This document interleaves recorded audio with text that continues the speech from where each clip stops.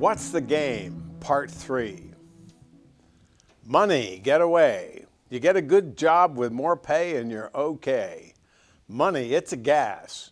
Grab that cash with both hands and make a stash. Pink Floyd sang that. Robber baron is a term first applied in the 19th century muckrakers and others as social criticism to certain wealthy, powerful, and unethical 19th century American businessmen. The term appeared in that use as early as the August 1870 issue of the Atlantic Monthly magazine.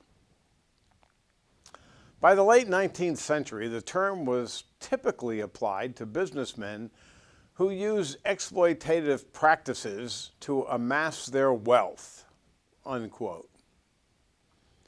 Quote, mail delivery, real estate, foreign aid grants. The Republican administration is moving to privatize a sweeping number of government functions and assets, a long-standing goal of the Republicans that's being implemented by the world's richest man, Elon Musk. Are you starting to see what's really going on here?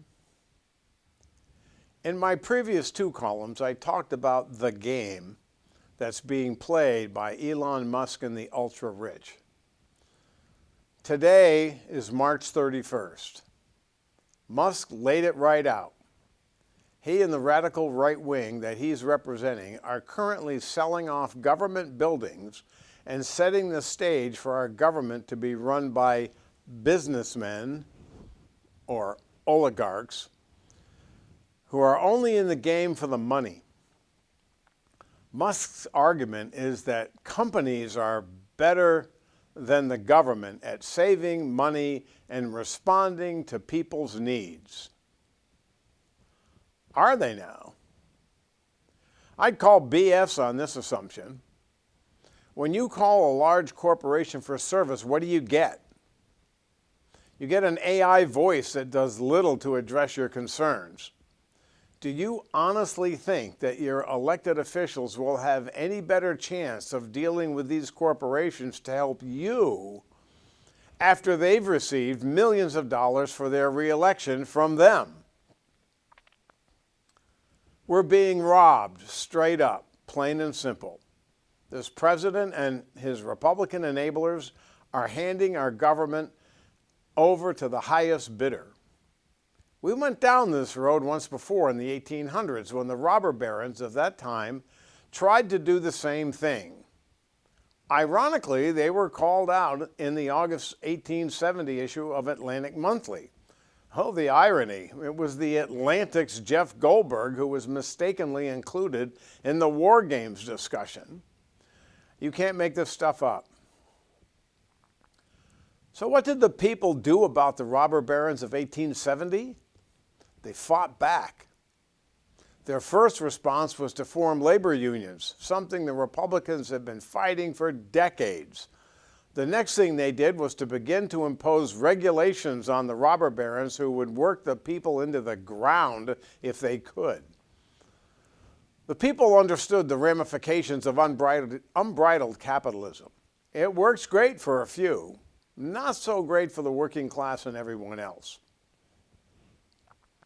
There's a book titled The Art Thief by Michael Finkel.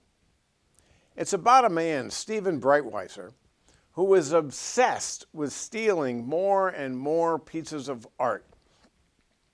Quote, between 1995 and 2001, he admitted to stealing 239 artworks and other exhibits from 172 museums, unquote. He didn't steal for profit. He had an insatiable appetite for more and more and more artwork. He couldn't help himself. This man is no different than Elon Musk, the man that the Republicans brought in to do the bidding of the authors of Project 2025. Trump needs Musk for 2 reasons. First, He needs someone to blame when the people wake up and realize what's happening to them and they're really, really angry. And two, this Republican president has no idea how to do any of this. All he wants to do is play golf. Musk did away with $5 billion to two charities that he controls. Like the art thief, Musk wants more money and more power, not to do good for humanity, but simply for himself. Sound familiar? Remember when Trump was ordered to pay $2 million for skimming off his own charity? Americans need to come to terms with who is representing them and why. This current president is a narcissist who cares only for himself. He's never shown any indication that he cares about the people.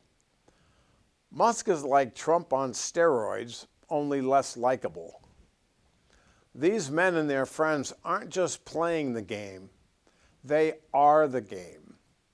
Your role in the game is to do your job, keep your head down and your mouth shut, go to work, pay your taxes, and be grateful that the rich even allow you to live. Their role in the game is to continue to amass more and more wealth and power for no reason other than to just have it.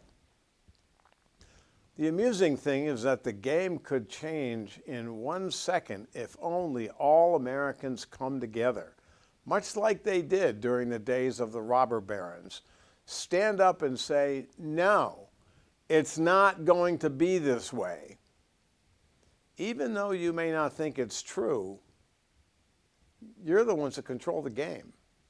You still have the power. All you have to do is what your ancestors did, which is to focus on those who are screwing you over. Take control of the power and use it for you. Use it for good, not for them. This is The View from My Place. My name is Bob Stannard, and thanks for watching.